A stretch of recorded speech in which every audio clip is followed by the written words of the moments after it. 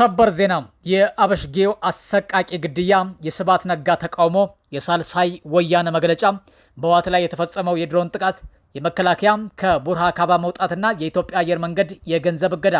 ሰላም ጤና ይስጥልኝ ውድ የተከበራችሁ ቻናላችን ተከታታዮች፣ ዛሬ በሀገራችን ኢትዮጵያና በምስራቅ አፍሪካ ዞን የተከሰቱ 6 አበይትና አስቸኳይ ወታደራዊ ፖለቲካዊና ኢኮኖሚያዊ መረጃዎችን ይዘንላችሁ ቀርበናል። በማዕከላዊ ኢትዮጵያ በጉራጌ ዞን ፋኖ ናችሁ በሚል በንጹሃን ወጣቶች ላይ የተፈጸመው አሰቃቂ ግድያ፣ የህወሓት ዋና መስራች አቶ ስብሃት ነጋ ያቀረቡት አዲስ የፖለቲካ ተቃውሞ፣ የሳልሳይ ወያኔ ትግራይ መግለጫ፣ በህወሓት ታጣቂዎች ላይ የተፈጸመው አውዳሚ ድሮን ጥቃት፣ የኢትዮጵያ መከላከያ ሰራዊት ከሶማሊያ ስትራቴጂካዊ የጦር አምባ መውጣትና የኢትዮጵያ አየር መንገድ በሩሲያ የታገደበት $45 ሚሊዮን ዝርዝር መረጃዎች ተካተውበታል። አሁን ሙሉውን ዝርዝር መረጃዎች ይዘንላችሁ ቀርበናል። መጨረሻው አብራችሁን ቆዩም። ለዚህ ቻናል አዲስ ከሆናችሁ ዝርዝሩ ከማለፋችን በፊት ይህንን ቻናል ሰብስክራይብ በማድረግ ደወል ምልክቷን ተጭናችሁ አዳዲስ እውነተኛና ፈጣን መረጃዎችን ጠብቁ።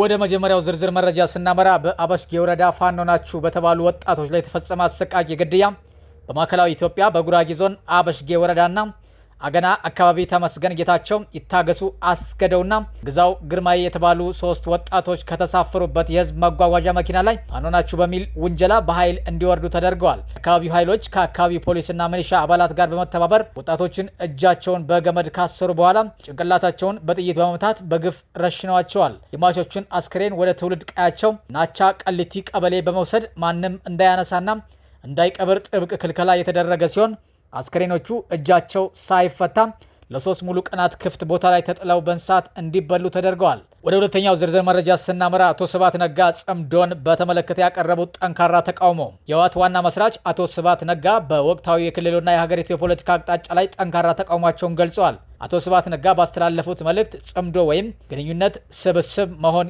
የነበረበት ከኢትዮጵያ ውስጥ ካሉ ብሔር ብሔረሰቦች ጋር እንጂ ከውጭ ሀገራት ጋር አይደለም ሲሉ ተናግረዋል። አክለውም የነበረው ሂደት ከኤርትራ ከሱዳንና ከግብጽ ጋር ሳይሆን በቅድሚያ ከሀገር ውስጥ ኃይሎችና ብሔር ብሔረሰቦች ጋር መጣመርና መተባበር ይገባው እንደነበር አጥብቀው ተቃውመዋል። በሌላው መረጃችን ደግሞ የሳልሳይ ወያነ ትግራይ አስቸኳይ መግለጫ በአካባቢው የተካሄደ ያለውን ውጊያና በህዝቡ ላይ እየደረሰ ያለውን ሰብአዊ ቀውስ አስመልክቶ የሳልሳይ ወያነ ትግራይ ፓርቲ ባወጣው መግለጫ ጠንካራ ጥሪ አቅርቧል። በመግለጫው እንደተጠቀሰው በትግራይ ወጣቶች ላይ እየደረሰ ያለው እልቂትና ሞት በፍጥነት እንዲቆም የታጠቁ ኃይሎች ሙሉ በሙሉ መሳሪያቸውን አስቀምጠው ሰላማዊና ፖለቲካዊ መፍትሄ ላይ እንዲያተኩሩ ጥሪ አቅርበዋል። በተጨማሪም የብሔራዊ ጉባኤ ወይም ደግሞ ናሽናል ካውንስል በአስቸኳይ እንዲጠራና የትግራይ ህዝብ የህሊናና የደህንነት ጥያቄዎች በህጋዊና ፍትሃዊ መንገድ ምላሽ እንዲያገኙ የጠቅላይ ሚኒስትር አብይ አህመድ አስተዳደርም ህጋዊ ግዴታውን እንዲወጣ አሳስበዋል። ወደ አራተኛው ዝርዝር መረጃችን ስናመራ በህወሓት ታጣቂዎች ላይ የተፈጸመው አውዳሚ የድሮን ጥቃትና ውዥንብር። በግንባር በኩል በተፈጸመው የድሮን ጥቃት በህወሓት ታጣቂዎች ላይ ከፍተኛ ሰብአዊና ቁሳዊ ውድመት መድረሱ ተረጋግጧል። ከባህር ዳር የተነሳች አኪንጂ የተባለች የቱርክ ሰራሽ ድሮን መረዋ በተባለ ስፍራ በነበሩ ታጣቂዎች ላይ 4 ጊዜ ቦምብ በመጣል ከፍተኛ ውድመት አድርሳለች። በመሃል ሜዳ በ26ኛው የታጣቂ ክፍል አመራሮች ስብሰባ ላይ በነበሩት ወቅት በተፈጸመ የድሮን ጥቃት በርካታ አመራሮች የተገደሉ ሲሆን የቆሰሉት ቁጥር ከፍተኛ በመሆኑ ሆስፒታሎች ሞልተው በሳርና ኮሪደር ላይ ሕክምና እየተሰጣቸው ይገኛል። በዚህ ጥቃት ምክንያት የ43ኛው ታጣቂ ክፍል አባላት ምሽጋቸውን ጥለው የሸሹ ሲሆን በራያና ላማጣ የሚገኙ የወረዳ አመራሮችን ቡድኑን እየከዱ ይገኛሉ። መረጃዎች እንዳይሾልኩም ከከፍተኛ አመራሮች ውጪ ተራ ታጣቂዎችም ስልክ እንዳይጠቀሙ በጥብቅ ተከልክሏል። በአምስተኛው የዜና መረጃችን ደግሞ የኢትዮጵያ መከላከያ ሰራዊት ከቡርሃ ካባ የጦር አምባ መውጣትና ስትራቴጂካዊ አንድምታው። የኢትዮጵያ መከላከያ ሰራዊት በሶማሊያ ባይ ዞን የምትገኘውንና ለ12 ዓመታት ያህል ተቆጣጥሯት የነበረችውን ስትራቴጂካዊዋን የቡርሃ ካባ የጦር አምባ ለሶማሊያ ብሔራዊ ሰራዊት 60ኛ ክፍለ ጦር ማስረከቡ ታውቋል። ይህ ርክክብ የተፈጸመው በአፍሪካ ህብረት የሶማሊያ የሰላም ማስከበር ሚስዮን እናም በተባበሩት መንግስታት ድርጅት አሳሳቢነት ነው። ስትራቴጂካዊ ስጋት ኢትዮጵያ ይህን ስትራቴጂካዊ ቦታ ለቃ መውጣቷ በጂኦፖለቲካው ላይ ትልቅ ክፍተት ይፈጥራል ተብሎ ይገመታል። በተለይም በአሁኑ ወቅት የሱዳን ቀውስ ባልረገበበትና ከሱዳን ጋር ያለው የድንበር ሁኔታ አስተማማኝ ባልሆነበት ሁኔታ እንዲሁም ግብጽ በሶማሊያ በኩል እግሯን ለማስገባት በምታደርገው ጥረት ኢትዮጵያ ሰራዊት ከነዚህ ቦታዎች መውጣቱ ሀገሪቱ በቀጠናው ያላትን ወታደራዊና የደህንነት የበላይነት አደጋ ላይ ሊጥለው እንደሚችል ተንታኞች ያስረዳሉ። በሌላው መረጃችን ደግሞ የኢትዮጵያ አየር መንገድ በሩሲያ የታገደበት $45 ሚሊዮን የኢትዮጵያ አየር መንገድ በሩሲያ ከምስራቅ አውሮፓው ጦርነት ጋር ተያይዞ በተጣለው ማዕቀብ ምክንያት $45 ሚሊዮን ገቢውን ማውጣት አቅቶት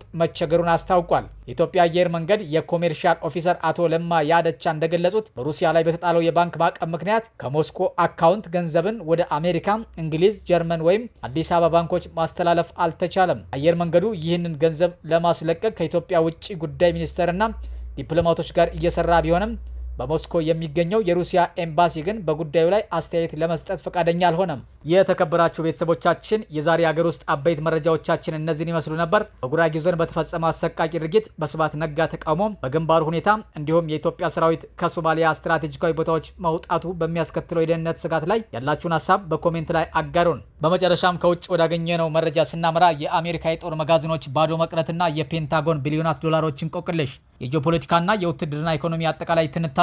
በአሁኑ ወቅት በዓለም አቀፍ ደረጃ በጂኦፖለቲካውና በወታደራዊ ዘርፍ ትልቅ መነጋገሪያ ከሆኑ ጉዳዮች አንዱም የአሜሪካ የጦር መጋዘኖች መድከምና የፔንታጎን ግዙፍ የበጀት ጥያቄ ነው። አልጀዚራ እንደዘገበው ከሆነ የአሜሪካ እጅግ ዘመናዊና የላቁ ሚሳይሎች ክምችት ግማሽ ያህሉ አልቋል።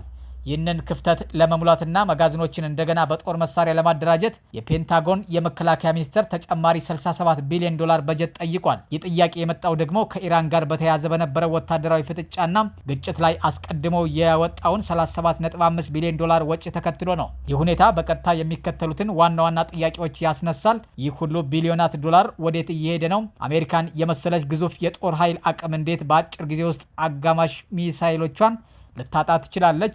የዚህ ወቅታዊ ሁኔታ ጥልቅ የፖለቲካና ወታደራዊ ትንታኔ እንደሚከተለው ይቀርባል። አሜሪካ ባለፉት ጥቂት ዓመታት ውስጥ በተለያዩ የዓለም ክፍሎች በሚካሄዱ ግጭቶች ውስጥ በቀጥታም ሆነ በተዘዋዋሪ በከፍተኛ ሁኔታ ስትሳተፍ ቆይታለች። በተለይም በመካከለኛው ምስራቅ ከኢራንና ከተባባሪዎቿ ጋር በነበረው ውጥረት፣ በቀይ ባህር አካባቢ እንዲሁም በሌሎች ዓለም አቀፍ ትዕይንቶች ላይ አሜሪካ የተጠቀመቻቸው ሚሳይሎች እጅግ ዘመናዊ መሪና ከፍተኛ ወጪ የሚጠይቁ ናቸው። የእነዚህ የላቁ ሚሳይሎች ግማሽ ያህሉ አልቋል መባሉ ለአሜሪካ ወታደራዊ ስትራቴጂስቶች ትልቅ ስጋት ደቅኗል። ምክንያቱም አሜሪካ በአንድ ጊዜ በበርካታ ግንባሮች ለምሳሌ በመካከለኛው ምስራቅና በኢንዶ ፓሲፊክ ቀጠና ከቻይና ጋር ባለው ፍጥጫ ዝግጁ ሆና የመገኘት ስትራቴጂ ስላላት የመጋዘኖቿ በግማሽ መሟጠጥ ሀገሪቱ ድንገተኛ ትልቅ ጦርነት ቢነሳ ያላትን የዝግጁነት አቅም ጥያቄ ምልክት ውስጥ ይከተዋል። የፔንታጎን የበጀት ጥያቄ በራሱ እጅግ አሳሳቢና ግራ አጋቢ ነው። አስቀድሞ ከኢራን ጋር በተያያዘ 37.5 ቢሊዮን ዶላር ፈሰስ ተደርጎ ሳለ አሁን ደግሞ መጋዘንን ለመሙላት ብቻ ተጨማሪ 67 ቢሊዮን ዶላር መጠየቁ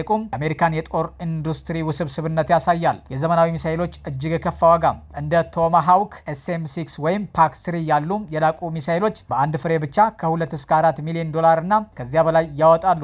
በአጭር ጊዜ ውስጥ በመቶዎች የሚቆጠሩ ሚሳይሎችን መተኮስ ቢሊዮናት ዶላሮችን በሰከንዶች ውስጥ ያበናል። የጦር አምራች ኩባንያዎች ትርፍና የበጀት ፍጆታ አብዛኛው የታዘው ገንዘብ በቀጥታ ወደ ግዙፎቹ የአሜሪካ የጦር አምራች ኩባንያዎች ወይም ደግሞ ሚሊታሪ ኢንዱስትሪያል ኮምፕሌክስ ለምሳሌ እንደ ሎክሄድ ማርቲን፣ እንደ ራይዚዮን እና ቦይንግ ወዘተ የሚሄድ ነው። እነዚህ ኩባንያዎች ደግሞ የላቁ መሳሪያዎችን ለማምረት ረጅም ጊዜና ከፍተኛ ወጪ ይወስድባቸዋል። የአቅርቦት ሰንሰለት ወይም ሳፕላይ ቼን መስተጓጎል ዘመናዊ የሚሳይሎችን ለማምረት የሚያስፈልጉ አልፎ አልፎ የሚገኙ ማዕድናት ወይም ደግሞ ሬር እርዝ ኤሌመንትስ የሴሚኮንዳክተር ቺፖችና ልዩ ጥሬ ዕቃዎች እጥረት በመኖሩ የምርት ዋጋው በእጥፍ እንዲጨምር አድርጎታል። ጂኦፖለቲካዊና ወታደራዊ ስትራቴጂካዊ አንድምታዎች አሜሪካ በመካከለኛው ምስራቅ ያላት ተጽዕኖ መቀነስ፣ ከኢራንና ከተባባሪዎቿ ጋር የሚደረገው የረዥም ጊዜ ጽናት ጦርነት ወይም ዋር ኦፍ አትሪሽን አሜሪካን በኢኮኖሚና በወታደራዊ ቁሳቁስ እያስወጣት ይገኛል። ኢራንና ታጣቂ ቡድኖች በአንጻራዊ ሁኔታ አነስተኛ ዋጋ ያላቸውን ድሮኖችና ሚሳይሎች ሲተኩሱም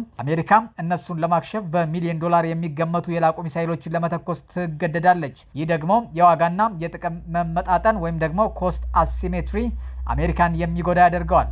ለቻይና ስጋትና የፓሲፊክ ቀጠና የአሜሪካ ሚሳይሎች በመካከለኛው ምስራቅ መሟጠጣቸው በታይዋንና በደቡብ ቻይና ባህር አካባቢ ቻይናን ለመግታት የሚደረገው ዝግጅት ትልቅ እንቅፋት ይሆናል። ቻይና የራሷን የጦር መጋዘኖች በከፍተኛ ፍጥነት በማደራጀት ላይ በምትገኝበት በዚህ ወቅት አሜሪካ መጋዘኖቿን ለመሙላት ዓመታት የሚወስድባት ከሆነ የኃይል ሚዛኑ ወደ ቻይና ሊያጋድል ይችላል። የፔንታጎን የበጀት ግልጽነት ጥያቄ የአሜሪካ ሕዝብና ሕግ አውጪዎች ጥያቄ ማንሳት ጀምረዋል። ሚሊዮናት ዶላሮች ለመከላከያ በጀት የተመደቡ ሳለም እንዴት አሜሪካ በአጭር ጊዜ ውስጥ የመሳሪያ እጥረት ሊያጋጥማት ቻለ?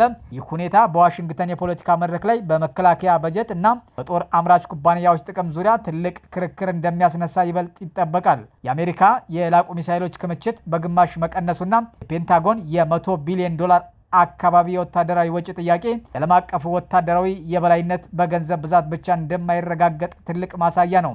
አሜሪካ በአሁኑ ወቅት የጦር ኢንዱስትሪዋን የማምረት አቅም በፍጥነት ማሳደግ ከቻለች የወታደራዊ መጋዘኖቿ መጎዳት በዓለም አቀፍ የፖለቲካ የበላይነት ላይ ትልቅ ስብራት ሊፈጥር የሚችል አሳሳቢ ሁኔታ ሆኖ ቀጥሏል። የተወደዳችሁ ቤተሰቦቻችን እስካሁን ድረስ አብራችሁን ስለቆያችሁ እጅግ እናመሰግናለን። ለዛሬ ያዝናቸው መረጃዎች ነበሩ። ለዚህ ቻናል አዲስ ከሆናችሁ ሰብስክራይብ አድርጋችሁ ደወል ምልክቷን ተጭናችሁ ሁሌም አዳዲስ እና እውነተኛ መረጃዎችን ጠብቁ። ቪዲዮን ከወዳችሁት ላይክ እና ሼር በማድረግ ለሌሎች አዳርሱት። ስለተከታተላችሁ እናመሰግናለን። ሰላም ቆዩ።